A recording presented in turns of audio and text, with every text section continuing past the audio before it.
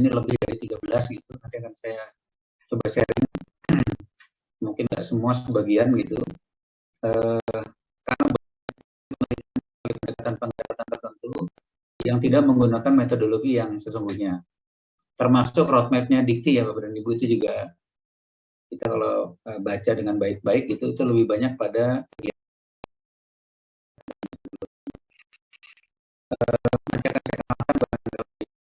ada 2 atau 3 ya, yang mudah-mudahan bisa take off, ditangkap waktu berakhirnya materi hari ini, yaitu terkait dengan roadmap yang kalau background-nya keteknikan, engineering, ilmu pasti gitu, ini barangkali sangat kami rekomendasi ya.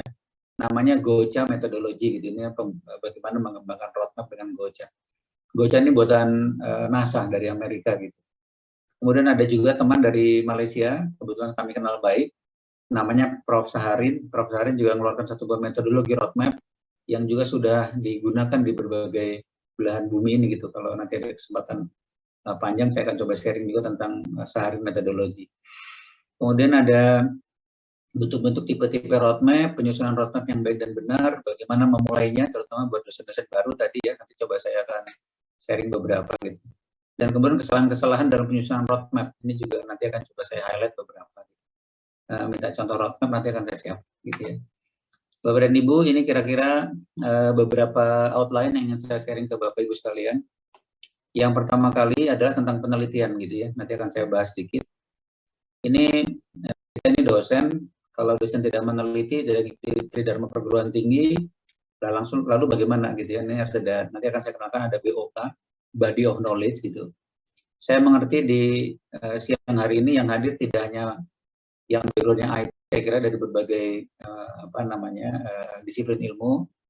Nanti akan coba saya sampaikan kira-kira bagaimana menemukan BOK kita gitu ya. Jadi kita nggak bisa penelitian itu asal aja gitu, tidak bisa begitu, harus ada tree-nya gitu, harus ada tree structure-nya gitu. Kemudian nanti tentang peta jalan, tentang roadmap, nanti kadang-kadang saya sebut peta jalan, kadang-kadang saya sebut sebagai roadmap gitu ya. Kemudian ada TRL nanti, ada MRL, ada MRO dengan TKDN, nanti akan saya coba sampaikan lebih detail lah ya. Kemudian ada pendekatan, tadi sudah saya sampaikan, ada pendekatan dalam metodologi dalam pengembangan roadmap. Kemudian ada penyusunan, bagaimana menyusun peta jalan penelitian ya. Dan terakhir nanti ada contoh-contoh. Baik Bapak dan Ibu sekalian, saya akan memulai ini dari yang pertama tentang penelitian terkait dengan BOK gitu. Saya mulai dari gambar ini Bapak dan Ibu sekalian. Kalau Bapak dan Ibu melihat gambar ini kira-kira yang Anda punya bayangkan ini gambar apa ya? Hello everyone, can you answer me please? Gambar peta, Prof. Gambar peta. Oke.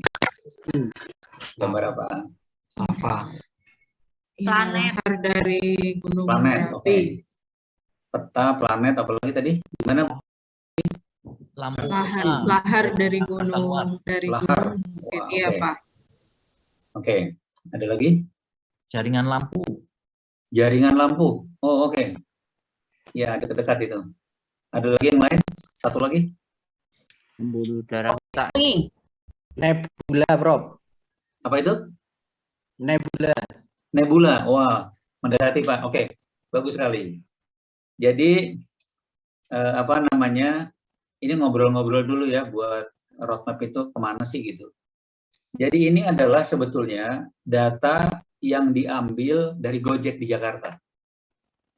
Data diambil kira-kira di bulan Juni sampai kira-kira bulan September 2019, sebelum ada pandemi. Oke. Nah, sebutlah ini jadi target gitu ya. Jadi target buat suatu kali kita seperti ini gitu. Nah, sebelumnya itu seperti apa kan gitu. Nah, Anda bisa lihat ini kondisi Jakarta di tahun 2015 kira-kira seperti ini. Bisa lihat ya.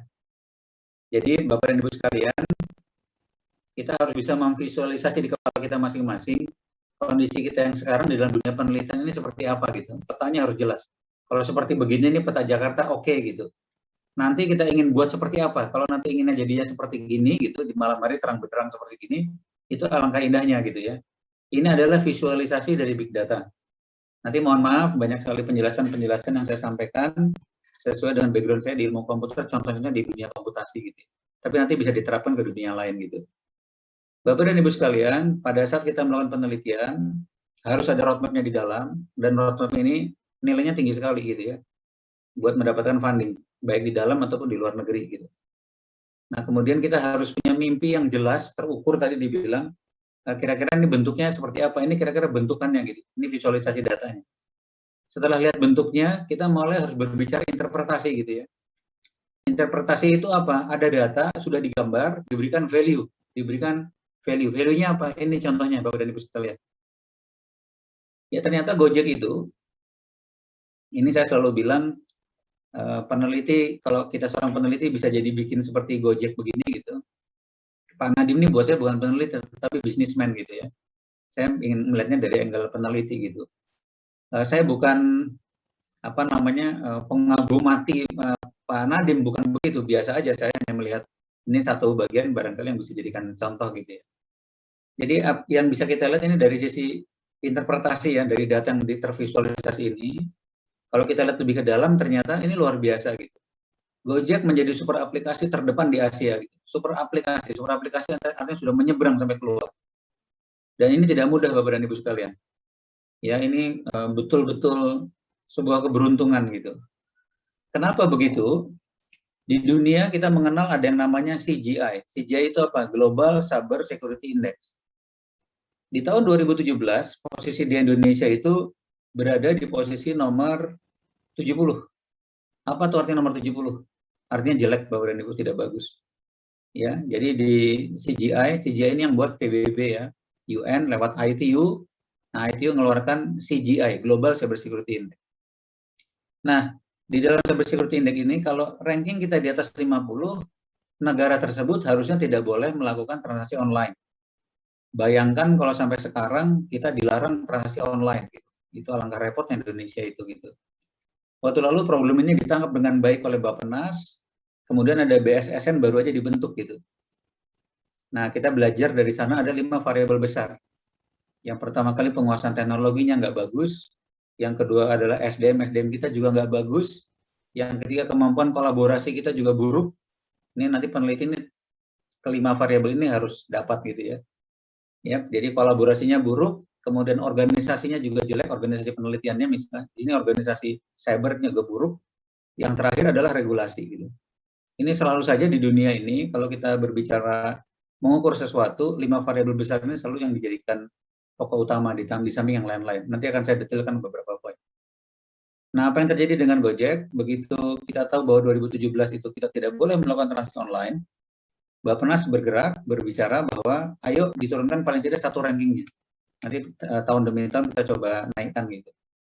Waktu kami pelajari, kebetulan 2017, saya mendapat tugas untuk membuatkan roadmap di BSSN, Badan Cyber dan Sandi Negara gitu ya. Sampai tahun 2045. Kami belajar tentang CGI, dari 5 variabel gitu ada anak-anaknya lagi gitu ya. Kira-kira ada 25 lah total. Kami pelajari satu-satu, mana yang hijau, mana yang aman, mana yang kuning, mana yang merah. Nah, yang merah ini jadi perhatian khusus kita gitu. Dari yang merah-merah itu begitu dikumpulkan, ternyata kita punya satu kelemahan yang tidak, yaitu di Indonesia kita tidak punya dokumentasi formal yang berbicara tentang National Cyber Security Strategy. Nah, kemudian kami submit lewat Bappenas. Jadi dari roadmap tadi kita potong 1 tahun, kita perbaiki, kemudian kita submit ke sana. CGI itu terjadi per 2 tahun sekali. Jadi alhamdulillah di akhir 2018, di awal 2019, ranking kita turun ke 41. Ya, di Indonesia ini. Apa akibatnya? Karena di bawah ranking 50 kita boleh melakukan transaksi online. Bapak dan Ibu sekalian, poin saya adalah kita harus tahu targetnya, kita harus tahu posisi kita di mana. Itu yang pertama ya. Yang kedua kali bahwa penelitian kita itu tidak berdiri sendiri gitu. Di kasus Gojek, ternyata dia tidak bisa transaksi online hanya karena urusan beberapa faktor-faktor lain terkait dengan cyber misalnya. Gitu ya. Dan waktu diperbaiki ternyata bisa turun ke ranking 41. Ya, itu di tahun awal 2019. 2 tahun berikutnya lagi, kira-kira di awal 2021. Saya dengan kawan-kawan di BSSN agak khawatir gitu. Ini kita mau ranking berapa ya, karena situasi pandemik. jangan-jangan lebih buruk gitu. Tapi alhamdulillah Bapak dan Ibu sekalian, karena pola penulisan yang sangat baik, terjaga dengan baik itu. Jangan bicara kebocoran data di mana di setiap negara ya banyak sekali lah ya. Banyak sekali kelemahan di sana. 2021 kita ranking ke-24 di dunia. Apa artinya transaksi kita ternyata baik dan terus berkembang gitu. Kita jumlahnya besar, Indonesia ini negara besar, orangnya harus orang yang punya berpikir besar juga Bapak dan Ibu. Jangan mau misalnya satu kali kita seperti diajari atau didikte oleh negara-negara kecil yang kita lihat di seberang kita gitu. Negara kecil tuh ngitungnya gampang sekali, lihat aja penduduknya gitu. Kalau penduduknya dia kecil ya itu negara kecil gitu. Kita besar, jumlah dosen di Indonesia pun sedemikian besarnya gitu ya. Karena sedemikian besarnya, maka marketnya juga jadi besar, maka Gojek tadi itu menjadi super aplikasi terbesar. Dan sebagainya, nggak saya baca semua datanya, hanya satu saja ini saya ingin highlight. Ternyata apa yang terjadi, donasi di Gojek ini dalam 3 bulan, di masa awal pandemi sampai 45 miliar. Apa itu artinya? Kita itu makin ditekan gitu, ternyata care-nya orang Indonesia luar biasa gitu. Mereka menabung, membantu dengan luar biasa ya di masa-masa awal kita dapat pandemi 3-4 bulan pertama pada saat itu. Ini buktinya, datanya ada di sini gitu. Nah, jadi demikian ya Bapak dan Ibu. Jadi membangun roadmap harus tahu posisi kita seperti apa, kemudian kita mau jadi seperti apa itu harus sangat jelas ya. Kira-kira itu sebagai pembuka diskusi kita siang hari ini terkait dengan roadmap. Nah, jadi kalau kita membangun satu buah roadmap, nggak bisa lepas dari penelitian, Bapak dan Ibu sekalian gitu ya. Jadi Anda memang diminta untuk berbuat sesuatu gitu. Saya masih ingat, ini alhamdulillah tadi udah disampaikan saya 20 tahun hidup di luar gitu, di berbagai negara lah, saya jadi dosen di ANU Australian National University gitu. Lulus dari sana, saya 10 tahun di Australia pada saat itu misalnya gitu. Mengajar di Australia dengan di Indonesia tuh beda sekali ya Bapak dan Ibu. Karena memang orang-orang yang disiplin dan lain sebagainya berbeda gitu. Nah, setelah kita melakukan penelitian, seperti biasa kita publish, saya selalu mempublish paper-paper itu keluar gitu. Dan biasanya dibiayai oleh budget yang kita dapat gitu. Ya, nanti akan saya sharing beberapa poin ini. Jadi setiap kali kita datang ke satu buah tempat karena satu buah conference gitu, itu nanti sapaan tetangga kita, orang-orang di luar gitu selalu ini kalimat yang saya tulis di atas nih Bapak dan Ibu. What's bring you here gitu. Apa yang membawa Anda datang ke titik ini, ke rumah ini, ke lokasi ini, ke forum itu gitu. Apa sih artinya? Kalau Anda jadi dosen, oke, Anda nggak bikin apa-apa, ya Anda nggak kemana-mana gitu. Jadi Anda harus doing something gitu. Riset nih, yang terpenting itu. Dan di dalam riset ini nggak bisa sembarangan juga gitu. Ya, kita harus tahu apa yang namanya BOK. Saya tulis di sini BOK, Body of Knowledge. Ya, jadi kalau boleh nggak saya tanya satu siapa gitu, Bapak dan Ibu sekalian yang udah S2 atau sudah S3 gitu, siapa ya yang mau bersedia menyampaikan gitu, BOK saya ada sekian dan saya pilih yang mana gitu. Ada nggak yang sudah memilih begitu? Nggak ada. Oke, kalau nggak ada tidak apa-apa. Ini mudah-mudahan menjadi gambaran bahwa penelitian itu nggak bisa sembarangan gitu ya. Ketemunya itu udah itu aja deh gitu, nggak bisa begitu. Jadi kita harus pilih BOK yang tepat gitu. Saya berikan contoh, nanti ini ada BOK di bidang ilmu komputer. Di ilmu komputer, BOK itu ada 18. Dan kita harus pilih satu saja gitu. Saya memilih sistem cerdas nomor 6 gitu. Oke. Nah, Bapak dan Ibu sekalian, begitu memilih sistem cerdas nanti masih ada cabang-cabangnya lain lagi gitu. Ya, begitu kita milih cabang-cabang itu atau milih 2 bagian lah misalnya gitu. Apa yang terjadi kemudian, kita harus tahu yang namanya COE. Apa tuh COE? COE nih, Center of Excellence di bidang kita di dunia ini ada di mana sih gitu. Ya, Bapak dan Ibu sekalian. Jadi kalau Anda misalnya lulus dari manalah di luar atau di dalam, nggak masalah gitu. Terus yang dikerjakan apa S3-nya, S2-nya atau S3-nya gitu. Oh, X bidang tertentu gitu. Lihat lagi kemudian ya, di bidang ini kira-kira Center of Excellence di luar itu di mana saja gitu. Nah, kalau bisa ada datangi itu. Ya, Bapak dan Ibu. Nah, saya udah berusia sih gitu. Jadi kalau saya ditanya kenapa saya bisa cerita seperti ini, karena ini yang saya kerjakan di masa saya muda dulu gitu.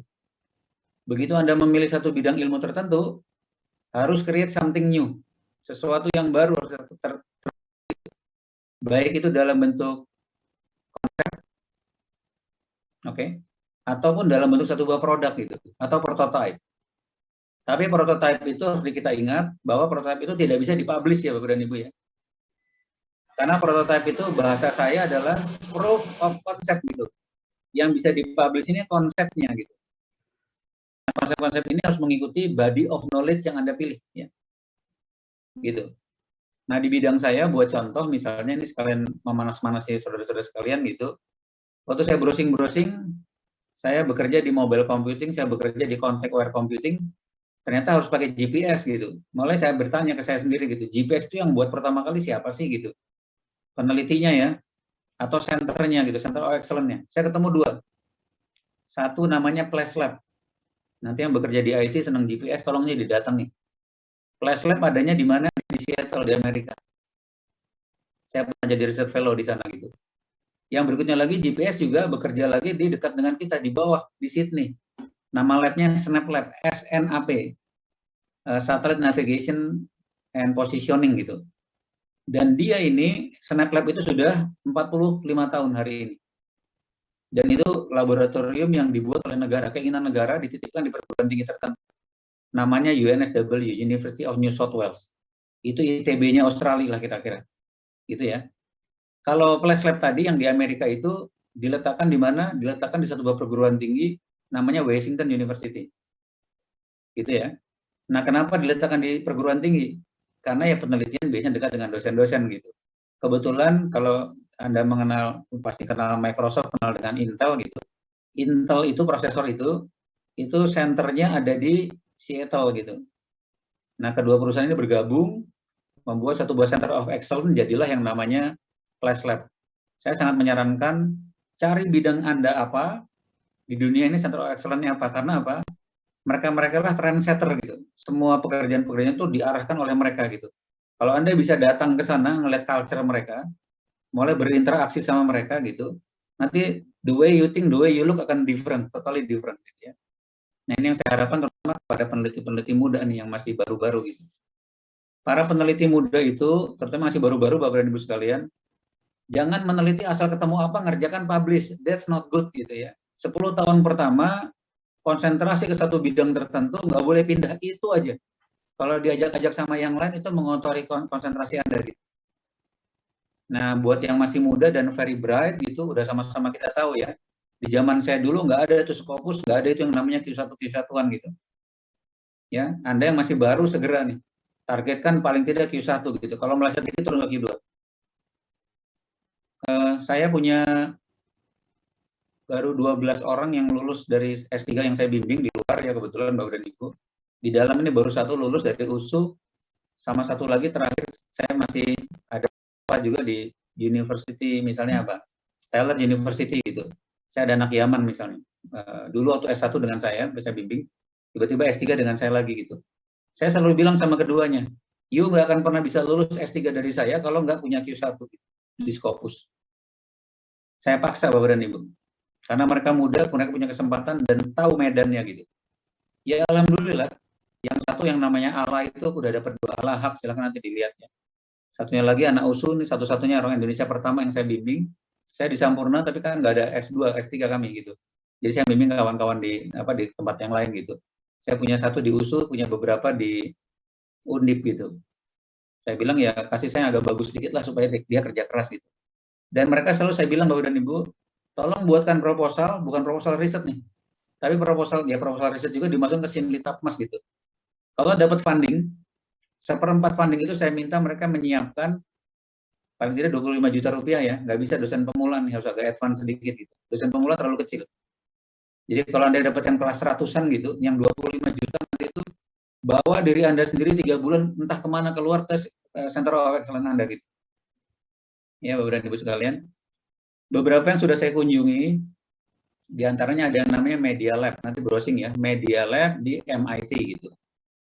Itu di bidang saya, di mobile computing, contact aware computing, ubiquitous computing gitu, itu the best lab in the world gitu. Nah itu harus kita datang nih. Saya sempat juga ke DTG Lab, itu di Cambridge misalnya. artificial intelligence-nya Jerman namanya DFKI, nanti browsing ya, yang satu bidang sama saya, itu punya pemerintah, ada yang di Saarland. Bapak dan Ibu tidak mudah ya, nanti kita punya funding, kita bilang, I want to be a research fellow in your lab. Anda email dia, request something, bilang you have your own funding, kadang-kadang kita nggak dapat apa-apa. Kalau nggak dijawab pun tidak email kita. Jadi gimana? Jadi kontak mulai Dikbud di sana, atasnya Dikbud. Ya, kalau nggak bisa juga G2G, cari yang lain gitu. Yang penting gimana caranya supaya Anda segera punya experience ya di center yang terbaik yang ada di dunia gitu. Karena apa? Begitu nanti Anda pulang ke Indonesia, the way you think ya, the way you blinking in your mind itu akan totally different gitu. Itu ya Bapak dan Ibu ya. Jadi ini Center of Excellence sudah saya bahas, kemudian ada BOK. Berikutnya lagi Tridharma Perguruan Tinggi ini. Kita sama-sama tahu Tridharma Perguruan Tinggi itu yang pertama adalah pengajaran ya. Yang kedua adalah penelitian gitu. Yang ketiga adalah pengabdian kepada masyarakat. Saya sering kali menyampaikan hal yang sama gitu di beberapa kawan-kawan yang lain begitu. Saya selalu bilang Tridharma Perguruan Tinggi itu harusnya, alright, harusnya Tridharma Perguruan Tinggi itu nomor satu apa? Penelitian gitu. Recording in progress. Ya. Kenapa penelitian?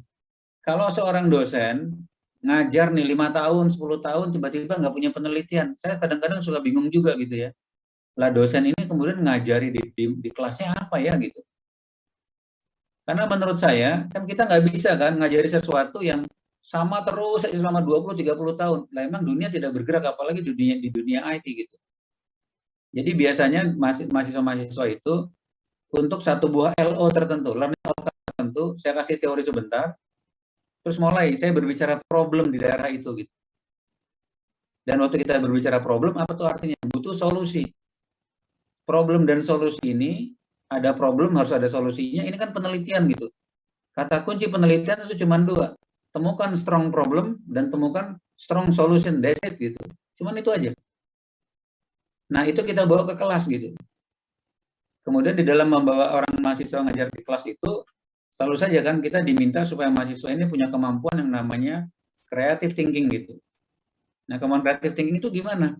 Jadi kita bilang ini teorinya, ini problemnya, ini cara orang lain solve ini problem, cara orang lain lagi seperti gini, cara saya seperti ini, ya, with my group. Kemudian saya tanya dong ke mahasiswa saya, kalau cara Anda kira-kira seperti apa gitu. Nah itu creative thinking tuh. Tapi kalau dosennya karena kebanyakan tugas begitu, datang ke kelas, pertanyaan pertama saja sudah begini misalnya Bapak dan Ibu. Ini mata kuliah apa ya gitu. Nah, artinya tuh dosen itu kebanyakan ngajar mata kuliah tertentu nih. Kebanyakan load-nya gitu. Berikutnya lagi dia tanya lagi, kemarin sampai di mana ya gitu. Oh, dia nggak mempersiapkan materi nih hari ini berarti. Dan itu dosa menurut saya gitu. Bayangkan di depan kita ada 30 sampai 50 mahasiswa ketemu sama kita, tiba-tiba kita the way we treat them itu in very low quality of delivery gitu. Itu menurut saya nggak tepat sama sekali. Jadi ingin saya sampaikan sekali lagi Bapak dan Ibu, penelitian dulu lah yang banyak, gitu, yang dalam, dibawa ke kelas gitu. Dan itu pada saat kita pengajaran. Nah kemudian nanti kalau diimplementasi ke masyarakat, lewat yang namanya pengabdian kepada masyarakat gitu. Jadi pengabdian kepada masyarakat itu kalau boleh selalu terkait dengan bidang keilmuan kita ya. Nah kemudian ini paling di nomor 2 ini saya tulis jenjang karir dosen ya Bapak dan Ibu, ini sengaja saya tulis begitu.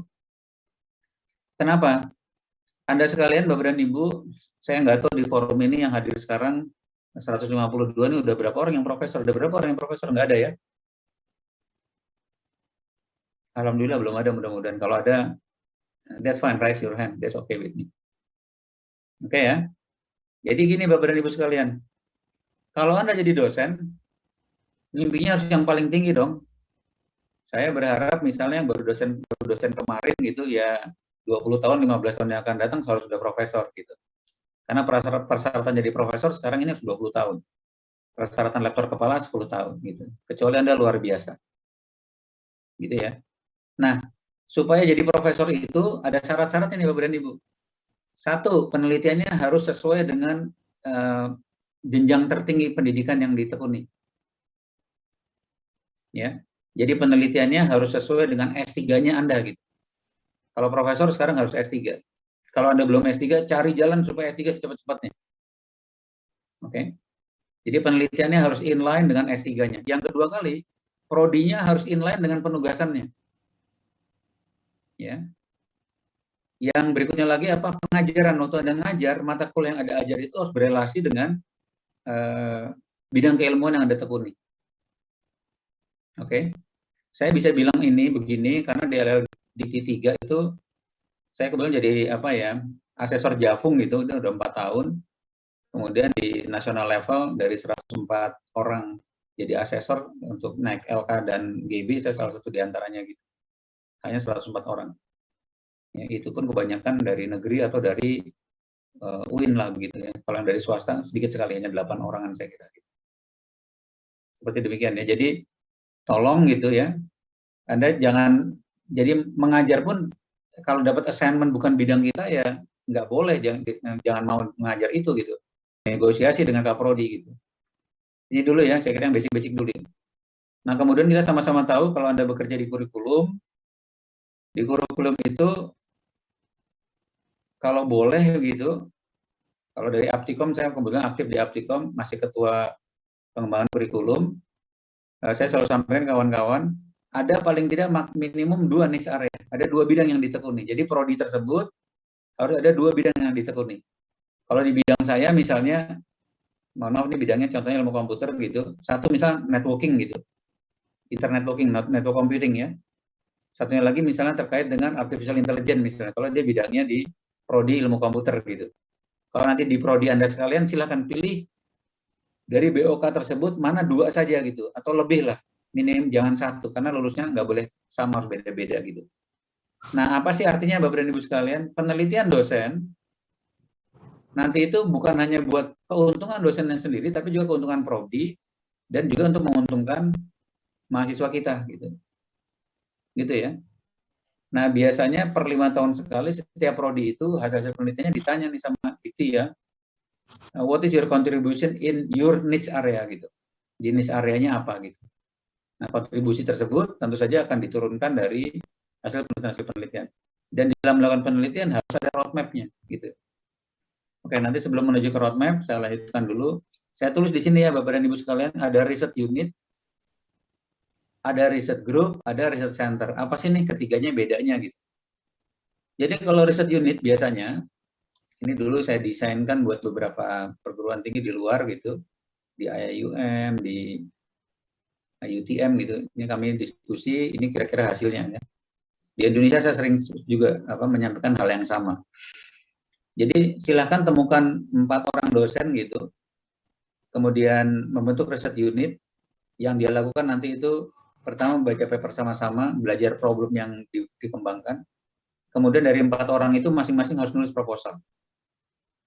Nah, nulis proposal yang baik itu bukan ditulis oleh 1 orang gitu, paling tidak oleh 4 orang.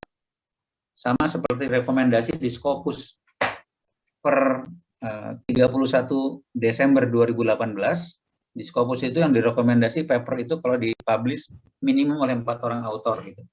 Karena menurut Scopus lebih baik 1 buah topik itu ditekuni oleh 4 orang ketimbang 1 orang. Di 1 buah riset unit, kalau ada 4 orang masing-masing membuat proposal 1 gitu, saling diskusi di topik yang relatif dekat, maka yang terjadi adalah 1 jadi peneliti utamanya gitu, namanya PI, Principal Investigator gitu. Yang ketiga menjadi co-researcher. Nah, kalau ada 4 masing-masing pegang 1 lah gitu, dan masing-masing punya jadi anggota di 3 proposal yang lain. Riset unit ini setelah nanti misalnya 1 tahun atau 2 tahun direview. Ya, riset unit ini nggak perlu didanai, biarkan mereka berjalan secara natural gitu. Nah, setelah dia berjalan 1 tahun gitu misalnya atau 2 tahun, mulai kita review. Mana dari 4 orang ini, ya Bapak dan Ibu, kalau 75% dia pernah berpengalaman merunning penelitian menjadi PI, Principal Investigator, maka apa yang terjadi? Dia boleh naik kelas menjadi riset group. Riset group baru kita kasih dana. Jadi policy dari kampus kalau boleh ada riset group. Riset group ini apa artinya? Ada beberapa riset unit, beberapa gitu, 4 orang bergabung jadi 1.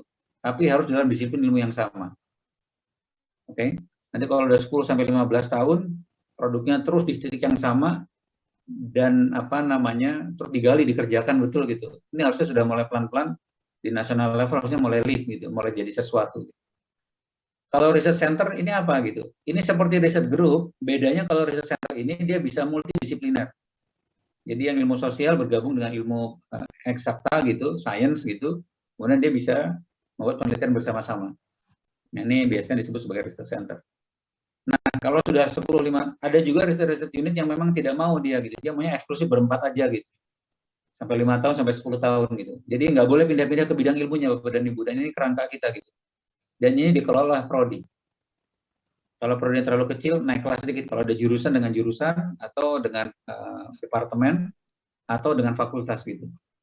Ya. Nah, kemudian saya ingin sampaikan di bawah ini Bapak dan Ibu, ada Simlitapmas, kita udah tahu semua Simlitapmas ya. Sistem penelitian dan pengabdian kepada masyarakat. Kebetulan tahun 2017, waktu lalu masih ada 4 orang eselon 2-nya ya. Saya kemudian kenal baik itu, satu ada Pak Rajasa itu, kemudian ada Bu Ira. Bu Ira ini yang bertanggung jawab soal sistem. Ada Pak Sajuga soal intellectual property gitu. Kemudian ada yang lain-lain lah soal Pak lupa namanya, Pak Bonar kalau nggak salah. Ini beliaunya yang bertanggung jawab terhadap TRL gitu ya. TRL ini teknologi readiness level gitu. Kesiapan kita untuk di kesiapan teknologi level tingkat kesiapan teknologinya TRL. Nah, ini dipegang oleh Bapak satu itu gitu. Waktu zamannya Bu Ira, kebetulan selama 1 tahun saya jadi ketua pengembang Simlitapmas gitu. Jadi saya ngerti coding-coding di dalam, ada beberapa programmer di sana, dan juga apa-apa yang sering diupload gitu. Jadi sebuah perguruan tinggi itu, Anda udah kirim ke saya ya Pak Yudin waktu kemarin, rensranya sudah diupload ke Simlitapmas. Jadi tolong kalau ada hal-hal yang baru dimasukkan ke dalam Simlitapmas rensra kita. Kalau ada penelitian prodi dimasukkan ke dalam rensra kita. Lalu penelitian dosen bagaimana? Penelitian dosen harus nyantel paling tidak ada judulnya itu di dalam rensra kita. Ya, jadi begitu prodi-prodi memperbaiki tiap tahun itu ada perbaikan judul-judul penelitian, di dalamnya ada roadmap begitu. Nah, tolong nanti di dalam rensra ada roadmap-nya di mana penelitian dosen tadi bahkan masing-masing person paling tidak ada grupnya di sana. Nah, apa yang terjadi di belakang sana Bapak dan Ibu, para reviewer itu akan mendownload nanti rensra Anda sekalian, begitu ada begitu ada researcher, dosen yang submit ke Simlitapmas, dia akan lihat ini roadmap-nya sudah sesuai atau belum dengan yang sudah ada tidak ya, ada di dalam kebutuhan dari sebuah perguruan tinggi gitu.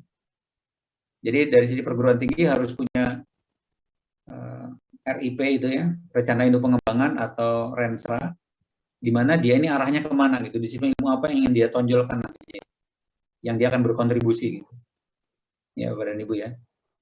Nah kemudian biasanya setelah dari roadmap, ini ada peta-peta ya, di samping itu ada peta-peta terkait dengan bahasa saya ini output oriented. Jadi outputnya nanti seperti apa. Nah ada 2 kata kunci di sana, yaitu yang akan dipublish seperti apa dan kontribusinya seperti apa. Menerima diri. Kalau sudah usaha maksimal, kok hasilnya tidak sampai menjadi pemain top tingkat yang harus diterima. Bentar, mana yang bocor? Kalau tidak diterima, itu stres. Pak cek yang bocor mana? Ya, ini bocor atau bertanya ya? Nggak tahu. Tahu Yudit? Pak, bocor kayaknya Pak. Bocor, oke. Saya lanjut ya. Oke, saya lanjut kalau gitu. Oke, nanti ini dalam melakukan penelitian, Bapak dan Ibu sekalian, penelitian apapun yang Anda kerjakan, tolong dipikirkan di nasional level nanti, ini ada economic glue-nya enggak ya? Ada economic value-nya enggak? Ini kalau boleh diarahkan ke sana. Ya. Nah, ini saya kasih 3-4 kata kunci nih yang juga jadi pertimbangan kita waktu melakukan penelitian, waktu memasukkan item-item kita ke dalam roadmap.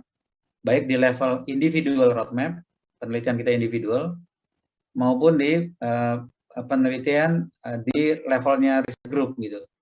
kelompok riset, ataupun nanti kalau suatu kali sudah 10-15 tahun mereka sudah jadi Center of Excellence naik di kelasnya ya. Gitu. Jadi TRL yang terpenting di level 6 nanti itu di dunia ini yang dilihat di level 6 biasanya. Kalau 1-3 itu ilmu dasar, level 6 ini mulai bicara prototype.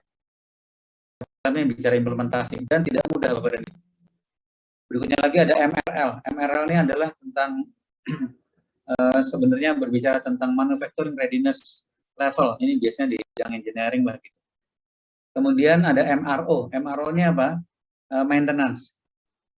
Ini maintenance ini jangan dianggap ringan Bapak dan Ibu. Ini justru core dari satu buah economic glue gitu. Jadi buat contoh, kalau Anda lihat Toyota gitu, penjualan Toyota itu sudah profit dia.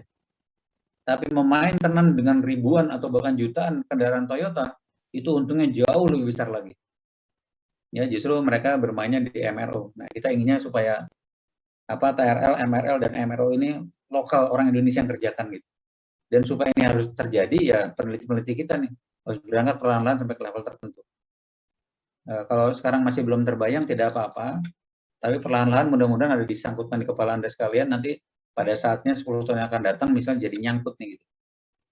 Kemudian ada TKDN gitu. TKDN ini apa? TKDN ini adalah berbicara tentang tingkat kandungan dalam negeri. Jadi kita berbicara bahan baku, hilirisasi ya.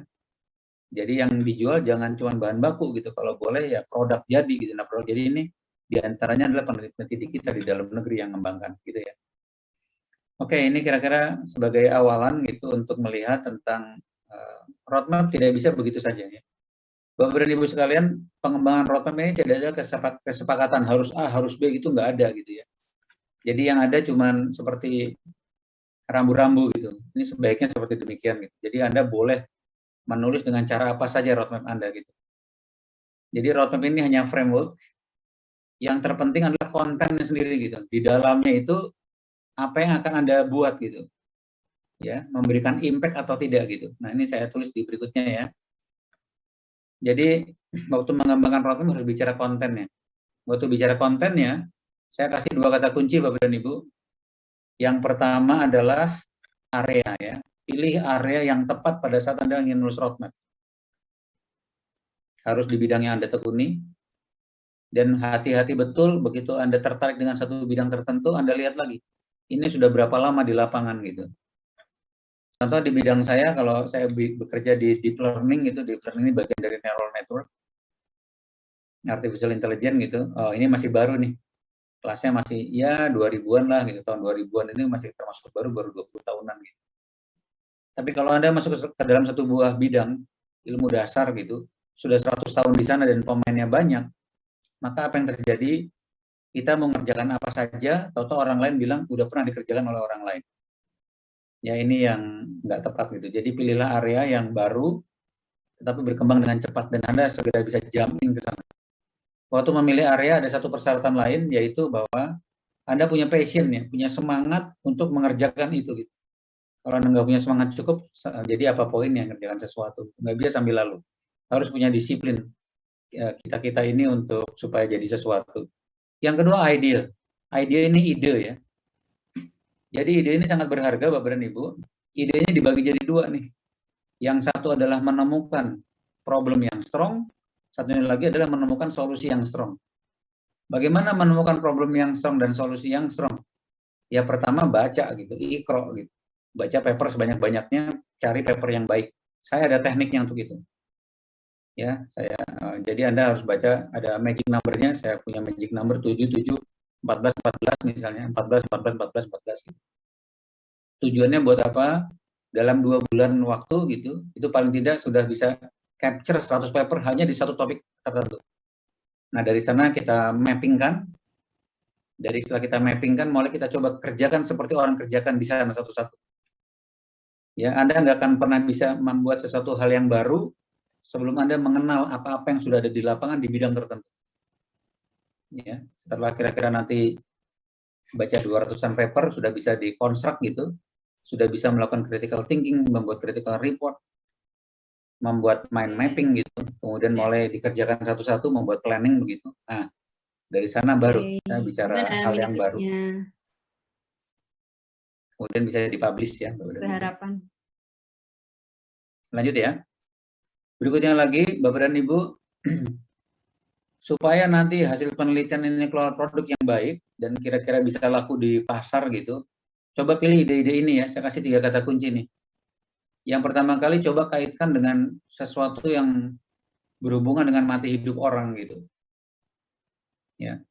Di masa lalu, jadi waktu kita bilang problemnya ada 2, selalu saja ada 2 kalau di saya. Satu adalah problem domain, problem di bidang tertentu gitu. Yang berikutnya lagi adalah scientific problem gitu.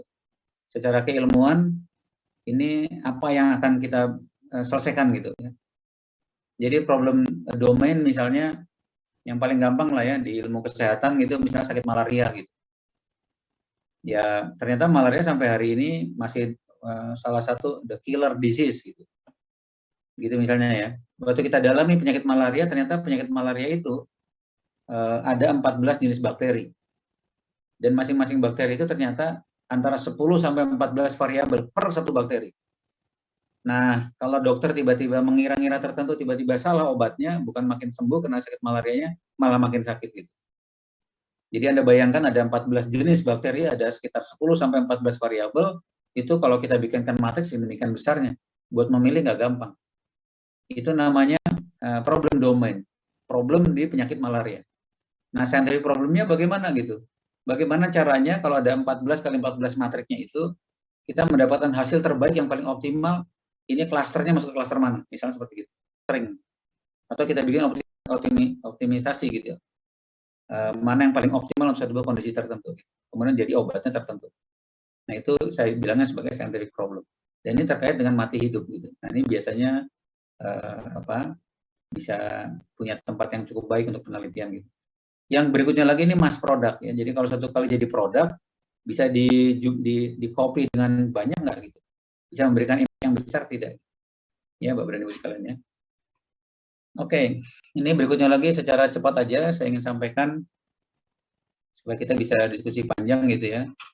Ini ada beberapa pembeda antara grand design misalnya dengan blueprint, dengan roadmap, dengan papers. Di Indonesia banyak sekali white papers gitu. Ya, ini ada beberapa contoh white paper yang saya sampaikan ya. Ini beberapa grand design Indonesia misalnya.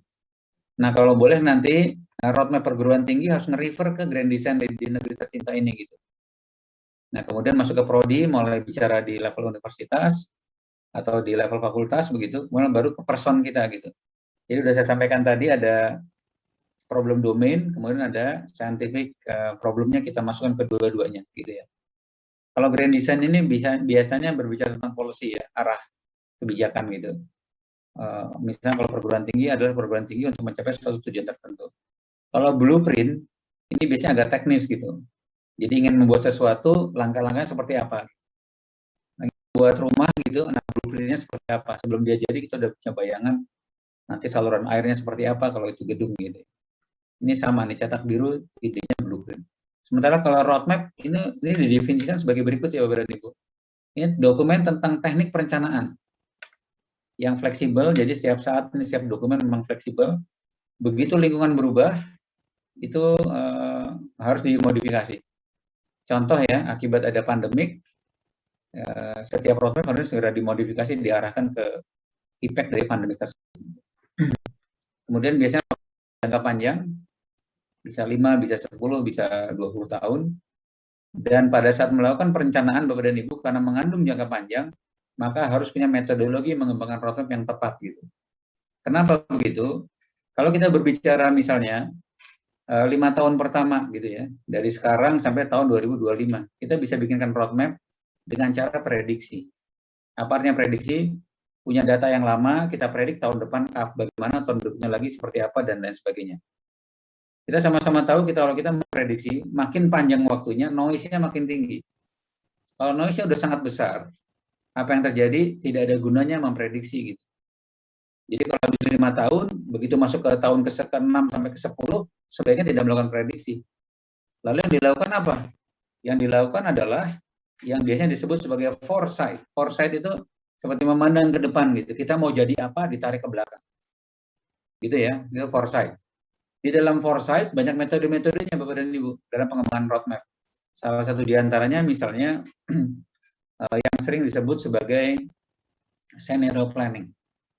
Jadi scenario planning ini buat contoh misalnya kalau di bidang saya lah gitu ya, nanti itu di tahun yang akan datang kira-kira yang akan mengubah landscape teknologi ini siapa gitu, apa saja itu gitu.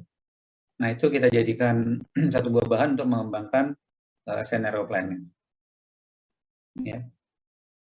Ini buat contoh untuk jenis dokumen perencanaan strategik ya. Ini belum mengarah ke individual level gitu, individual roadmap. Nah ini kalau ditanya apa itu peta jalan, ini saya ambil dari DRPM, Riset-Dikti. Jadi roadmap yang pada umumnya hasil akhir dari sebuah roadmap itu adalah mirip seperti time scheduling gitu, dan ibu seperti table gitu ya. Yang sebelah kirinya nanti isinya milestone-nya. Milestone ini datang dari berbagai variabel yang mengubah landscape kita di masa yang tertentu. Tadi buat contoh di cyber security saya pasang 5 variabel ya. Kemampuan teknologi misalnya. Capacity building, SDM.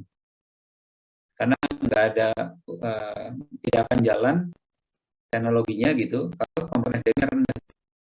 Tapi SDM-nya bagus, nggak ada teknologinya, terus juga mau buat apa kan gitu. Kemudian yang berikutnya terkait dengan kemampuan kolaborasi, berikutnya dengan kemampuan berorganisasi, yang terakhir tentang regulasi misalnya. Nah, 5-5-nya ini sebagai milestone kita pasang. Baru kegiatan-kegiatan, baru ditentukan waktu-waktu yang akan dikerjakan seperti apa. Ini kira-kira ujung akhir daripada sebuah peta jalan gitu ya. Di dalamnya tentu saja berbagai proses yang perlu dikerjakan. Peta jalan ini bisa berupa peta jalan R&D, Research and Development, riset dan pengembangan, peta jalan teknologi, dan peta jalan produknya. Anda bisa pilih salah satu di antaranya. Saya lebih senang Anda mengerjakan teori dulu, setelah berbicara teorinya sudah jelas gitu, baru bicara produk gitu. Buat yang senang bermain-main dengan drone misalnya, ada 4 rotor gitu. Nah itu dihitung betul rotor nomor berapa, kalau setiap variabelnya berubah, ini betul nggak dia berubah, kita betul nggak kontrolnya gitu.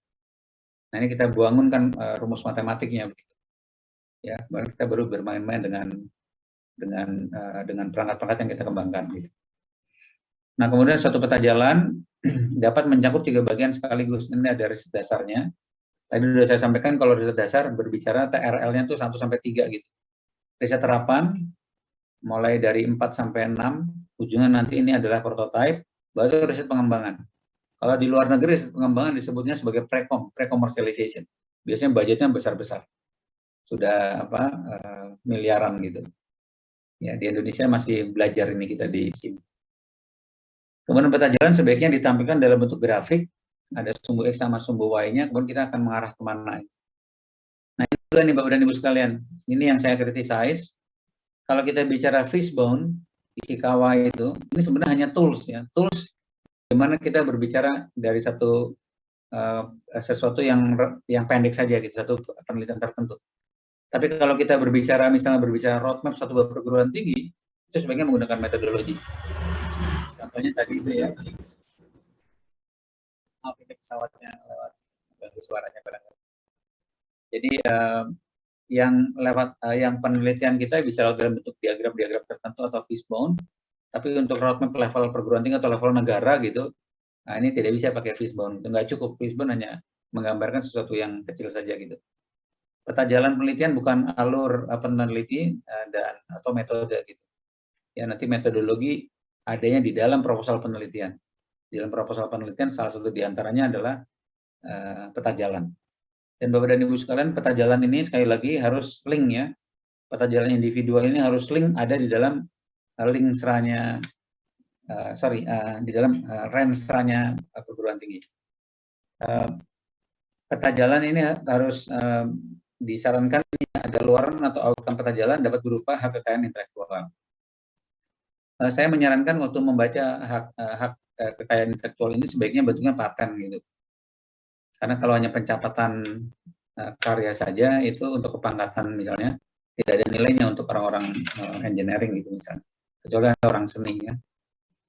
Nah Bapak dan Ibu sekalian, Ini saya iseng-iseng melihatkan Universitas Ahmad Dahlan gitu di Scopus nih tadi pagi gitu. Ini adalah situasi Universitas Ahmad Dahlan gitu. Ternyata universitas ini terbesarnya di engineering gitu. Ya, kemudian ke social science dan sebagainya, computer science. Ini kadang-kadang kan ada pertanyaan-pertanyaan dasar gitu kan. Ini kalau gitu tentang ilmu keislamannya ada di mana ya gitu.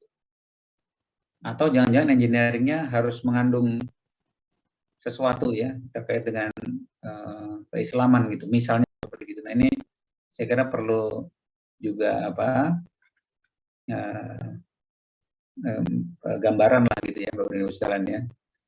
Nah Bapak dan Ibu sekalian, alangkah baiknya juga, ini saran juga Bapak dan Ibu sekalian, kalau misalnya dari LPPM bisa memetakan misalnya kepangkatan dosen ada berapa baik gitu, kemudian dari berapa dari mereka nih barangkali berkaitan dengan HR yang akan naik pangkat berapa banyak.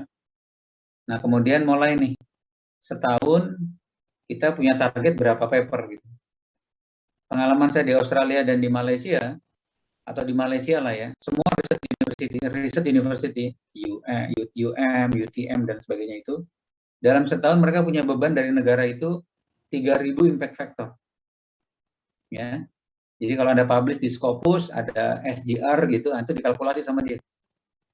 Ya, nah jadi mereka punya 3.000. Nah 3.000 nanti dibagi dengan jumlah dosen. Kalau jumlah dosennya itu ada 300, maka satu dosen punya beban 10 itu satu kan 3.000 ya. Nah, 3.000 impact factor supaya gampang lah ya, 3.000 dengan 3.000 dosen juga. Jadi satu orang punya jatah 1. Nah, dia harus berkolaborasi dengan kawannya minimal supaya dapat 1.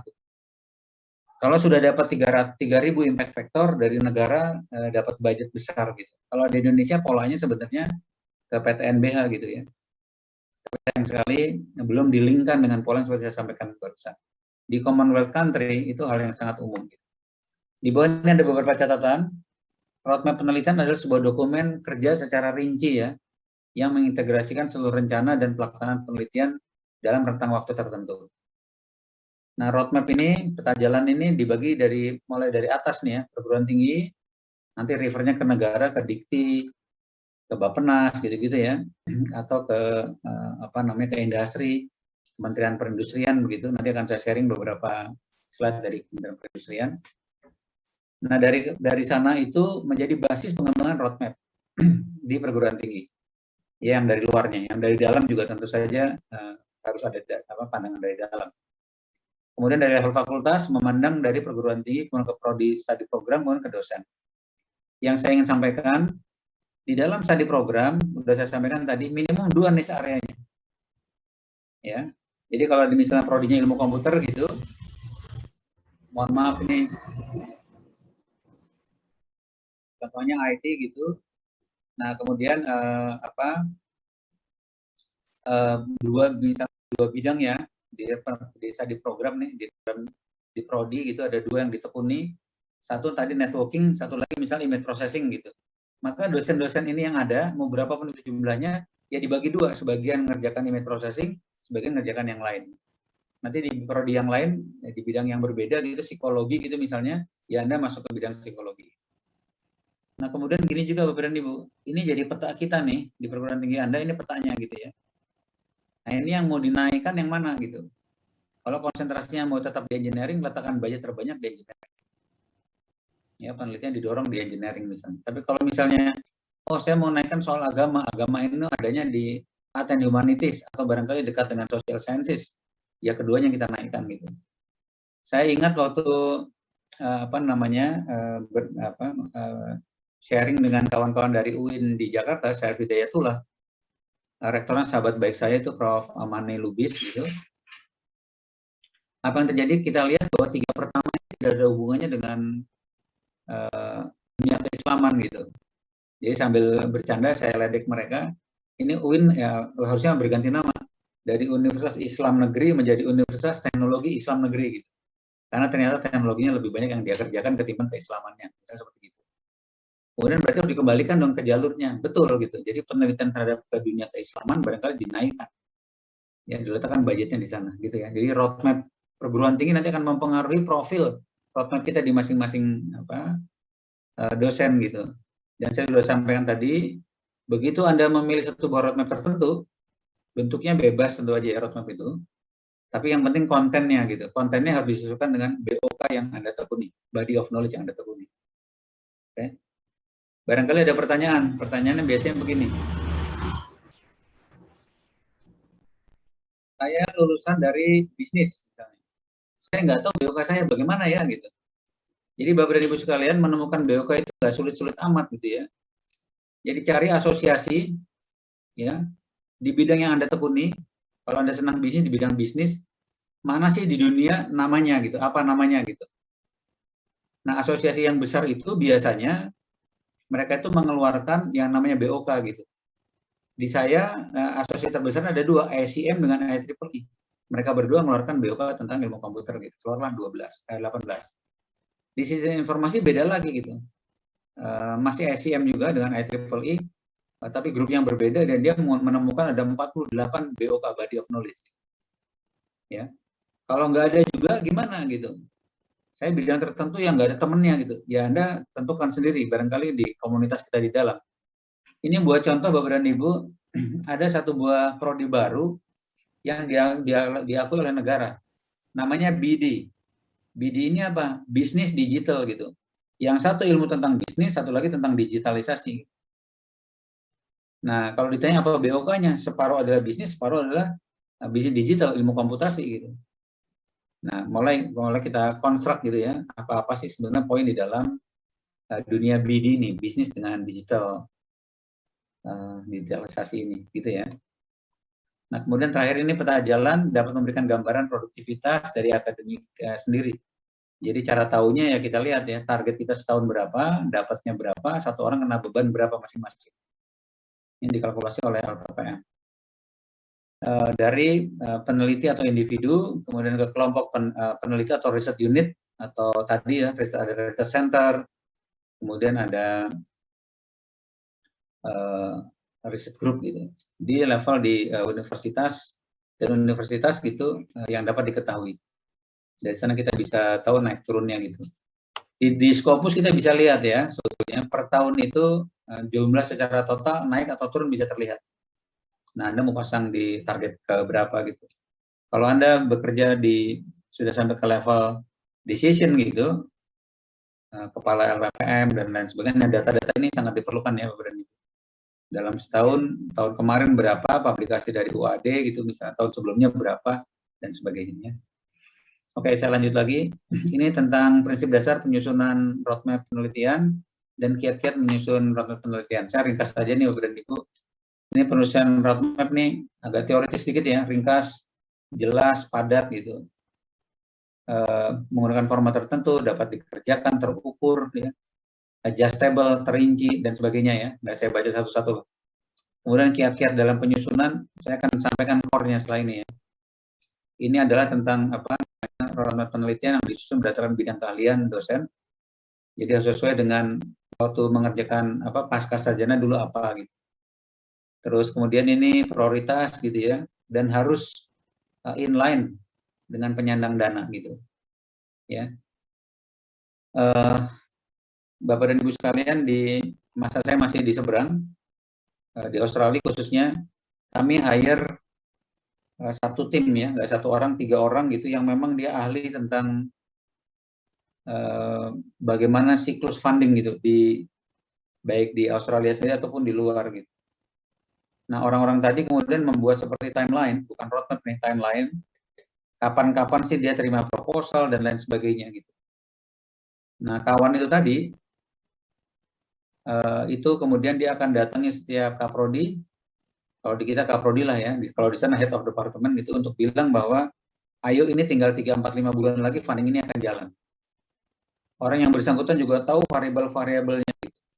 Sehingga apa yang terjadi, dana dari penelitian itu bisa datang ke perguruan tinggi dengan sangat besarnya gitu. Semakin besar dana yang masuk, ya, maka bisa diolah, maka akan banyak pergerakan penelitian di perguruan tinggi kita, maka nanti akan meningkat ya perguruan tinggi kita. Bapak dan Ibu sekalian, sekarang saya ingin sharing. Sebuah perguruan tinggi itu biasanya yang dilihat dua ya.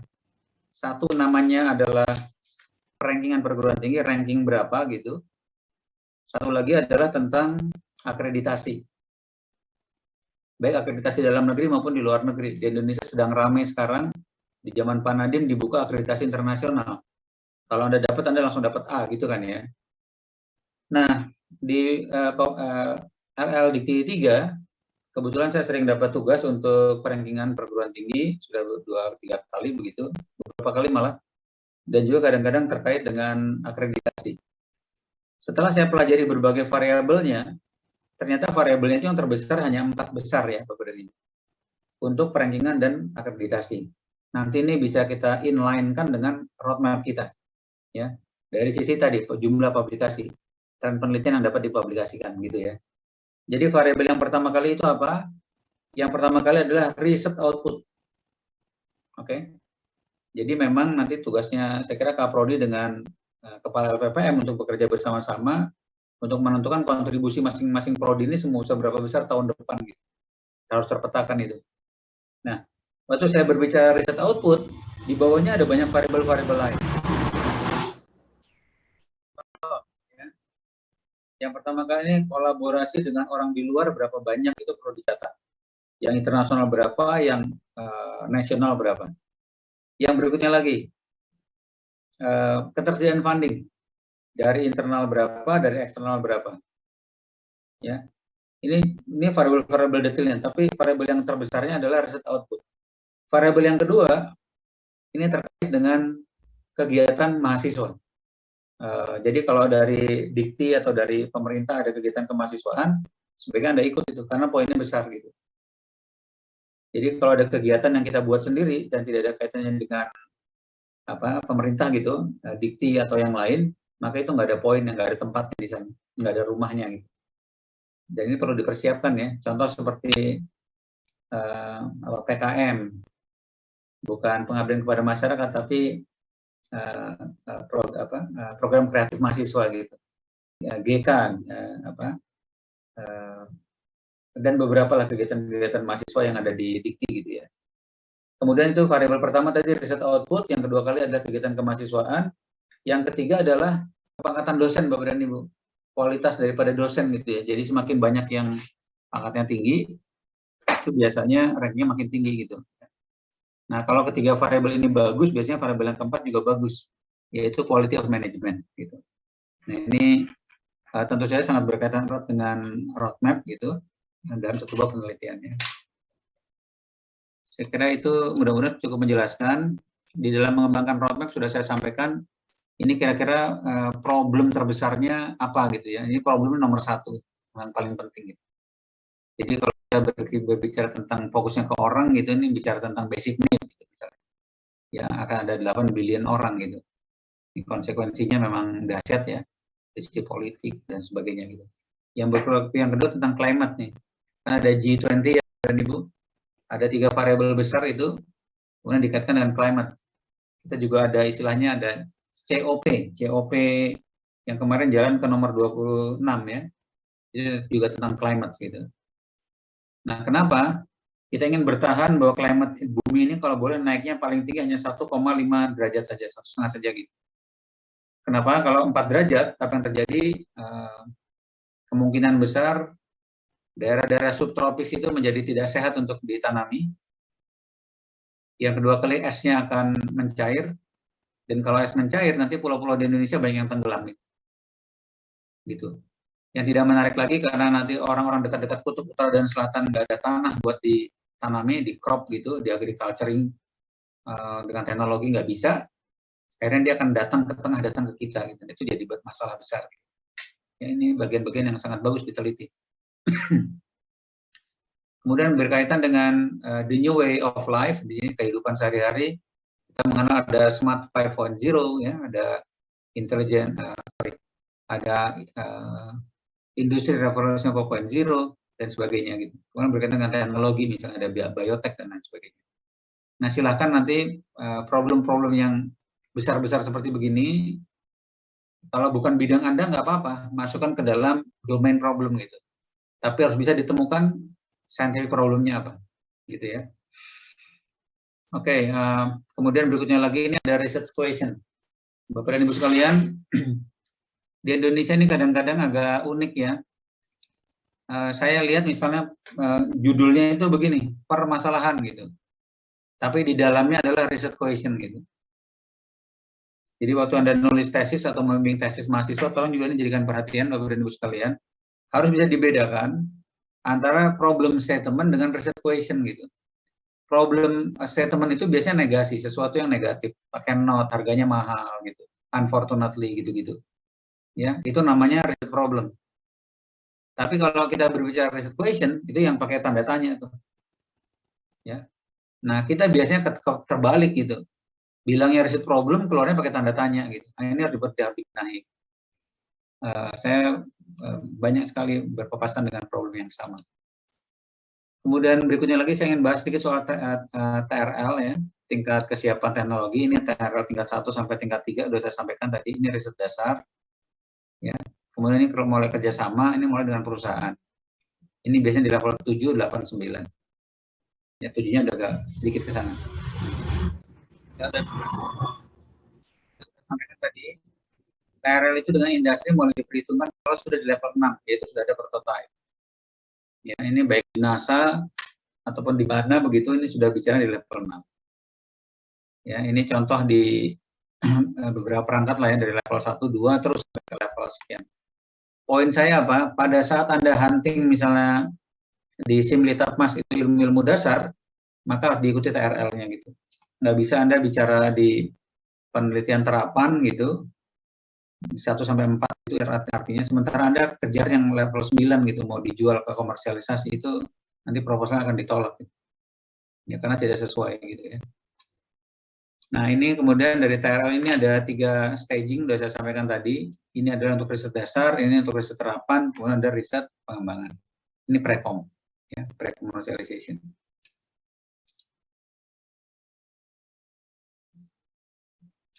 Oke, ini ada yang bertanya di sini, tolong dijelaskan juga tentang state of the art. Saya jelaskan singkat aja ya Bapak dan Ibu sekalian, karena ini juga bagian dari menulis riset proposal ya, bagian dari roadmap juga sebetulnya ya. Kalau kita berbicara state of the art, ini di dalam melakukan satu penelitian itu kita perlu yang namanya melakukan literatur review ya. Jadi literatur review itu tolong jangan ditulis begini. Anda mengumpulkan orang, menurut si A kita melakukan tertentu ya, according to siapa, Anda bilang apa, according to something, itu namanya mengumpulkan orang gitu. Itu bukan literatur review. Kita nggak bisa buat state of the art dengan cara seperti gitu. Jadi gimana caranya mengembangkan state of the art? Baca referensi, baca literatur, kemudian kita konstruk Bapak dan Ibu. Ya, di konstruk itu artinya apa? Ada ide besarnya, ada variabel-variabel yang dikembangkan. Kemudian waktu kita bilang misalnya untuk mengerjakan sesuatu itu perlu A, B, C, D, E gitu. Atau ilmu tertentu terbagi jadi 4 misalnya. 4 itu yaitu A, B, C, D gitu ya. Ya, dari masing-masing bagian itu mana baiknya, mana jeleknya, mana yang Anda melakukan adaptasi, ya, mana yang Anda melakukan adopsi. Ya. Itu namanya engage terhadap referensi gitu. Nah, itu biasanya yang seperti demikian kita sebutnya sebagai state of the art. Nah, kemudian nanti ada satu buah kata kunci lagi yang biasanya disebut sebagai kontribusi. Kontribusi itu apa? Bahasa saya, kontribusi adalah something that you do, sesuatu yang Anda kerjakan. Oke, apa itu artinya? Kalau ada problem, orang lain mengerjakan dengan cara A, ya orang lain lagi ngerjakan dengan cara B, orang lain lagi di Inggris misalnya ngerjakan dengan cara C gitu. Pertanyaannya cara Anda seperti apa? Ya, kalau cara Anda bisa jelaskan, itu kontribusi Anda. Kontribusi itu bukan bahasa Indonesia yang artinya oh kalau ada hari Minggu ada yang bersihkan komplek kita kontribusi gitu, nyumbang artinya. Enggak, bukan, itu nggak ada hubungannya. That different meaning gitu ya. Kontribusi artinya apa yang berbeda dari orang lain yang Anda kerjakan untuk menyelesaikan satu buah masalah tertentu. That's contribution. Kira-kira gitu ya. Saya lanjut lagi. Ini Pak Hardi, nanti saya jawab Pak Hardi ya. Ini contoh nanti di bagian 4, ini akan saya sampaikan beberapa contoh. Oke ya, ini kita sekarang di MRO sama material sudah, sekarang pendekatan ke metodologi sendiri ya. Bapak dan Ibu, ini sudah sangat umum, sudah disampaikan di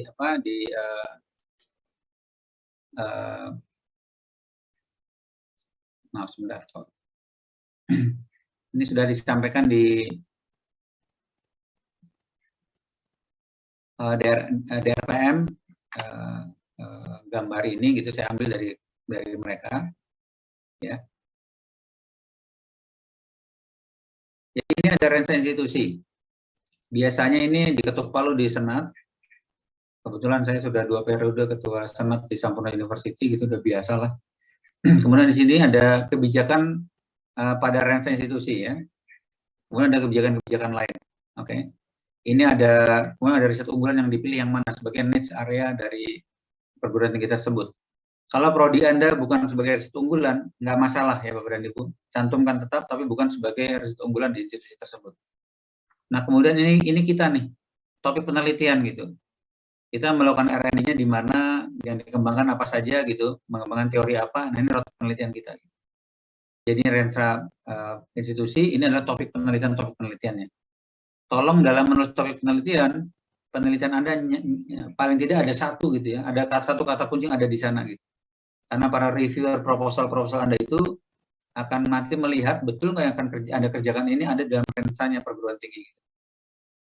Bapak dan Ibu, saya teringat di Australia misalnya, kalau ada sebuah perguruan tinggi yang melakukan penelitian terkait dengan dunia hankam, pertahanan dan keamanan, apal hankam kalau di Indonesia namanya, alat peralatan buat pertahanan keamanan, itu perguruan tinggi tersebut biasanya antipati ya, nggak mau dia. Oke, itu sebabnya di Australia seperti itu, penelitian seperti hal tadi itu ada unit-unit khususnya gitu. Tapi kalau kita lihat Korea, di Korea itu 193 perguruan tinggi berkontribusi terhadap penelitian di industri pertahanan mereka. Nah, Indonesia gimana? Indonesia ini ada di Simlita masuk tentang pertahanan, tapi tidak banyak gitu. Nah, buat Anda yang bekerja di komputasi, di komputer gitu, tolong ini bagian yang kalau ada ingin dapat lebih gitu. Di komputasi itu dananya itu hanya maksimum 93.900.000-an gitu. Sementara kalau kita berbicara di pertahanan, itu bisa 200 juta Bapak dan Ibu. Jadi bagaimana caranya domainnya didorong ke pertahanan, di dalamnya Anda kerjakan adalah bidang yang Anda tekuni gitu. Menggunakan AI untuk apalah gitu supaya navigasi gitu misalnya. Ya, ini kita masuk dalam roadmap kita misalnya seperti itu ya. Nanti saya berikan beberapa contoh. Nah, ini juga hal lain lagi Bapak dan Ibu tentang strategi ya, pola pikir gitu. Jadi kadang-kadang dalam mengembangkan roadmap orang itu begini, periode pertama, 5 tahun pertama atau 2 tahun pertama ini yang saya kerjakan. Periode kedua demikian, periode ketiga demikian gitu. Kami yang suka biasanya mereview roadmap ini biasanya tidak ingin polanya seperti gini gitu, tapi polanya seperti bubble gini Bapak dan Ibu. Yang Anda kerjakan akan diulangi di berikutnya lagi, tapi lebih luas dan lebih dalam dan kemudian lebih dalam lagi gitu. Ya bukan putus di jalan gitu, bukan cut over. Tapi continuing proses. Nah ini juga Bapak dan Ibu, ini untuk di rancangan peta jalan arsitektur industri ya. Ini saya compare di 3 negara, saya punya beberapa data dari negara-negara lain ya, Amerika atau Israel gitu misalnya. Jadi coba kita lihat ya, Cina dengan Korea ya, atau Israel atau bahkan Thailand. Strateginya ini sama, hampir mirip. Coba kita lihat. Tahun pertama dia ini imitation atau copycat. Jadi kalau ada satu buah produk, daripada dia melakukan penelitian dasar dari awal, dia copy aja punya orang gitu. Ya, kemudian berikutnya lagi transformation. Di dalamnya apa? Bahasanya dia ini innovation imitation gitu. Ya, jadi pada saat dia melakukan imitasi, dia melakukan inovasi-inovasi di dalam sana. Bahasa dia transformasi. Tahapnya berikutnya lagi innovation, seperti Cina tuh. Ya, terutama Cina lah ya. Cina juga sama nih polanya. Innovation, begitu dia melakukan early innovation, dia mulai jual produknya, berikutnya lagi advanced innovation. Cina di masa lalu, kalau kita berbicara 4G, 3G, itu belajar dari Amerika. belajar dari Eropa. Begitu dia sudah ngerti, dia bermain di 5G, dia create something new. Kemudian seperti biasa Cina itu jagoan jualan barang murah, pelan-pelan jadi mahal juga akhirnya gitu. Kemudian tiba-tiba sekarang dia sudah berada di level advanced innovation. Kenapa? Orang lain belum berbicara 6G misalnya, dia sudah bicara 6G. Ya. Dan saya lihat di Israel gitu, saya beberapa kali ke Israel dengan beberapa training begitu. Ben Gurion University, saya pernah ke sana gitu misalnya. Saya lihat pola-pola mereka itu, ada barang datang baru, dia lihat itu advance, langsung yang pertama kali dilakukan bagaimana caranya melakukan imitasi gitu. Sinyal-sinyal yang keluar seperti apa dia ukur. Kemudian dia coba mengcopy teknologi-teknologi yang cukup baru. Gitu. Ini Cina juga sama ya. Bahasa dia ini duplication, imitation. Kemudian ada innovation, kemudian ada novel innovation. Ya. Bapak dan Ibu kalau kita tanya gitu ya, inovasi itu apa sih gitu? Jadi inovasi adalah dari bayangan saya adalah menurut saya lah ya,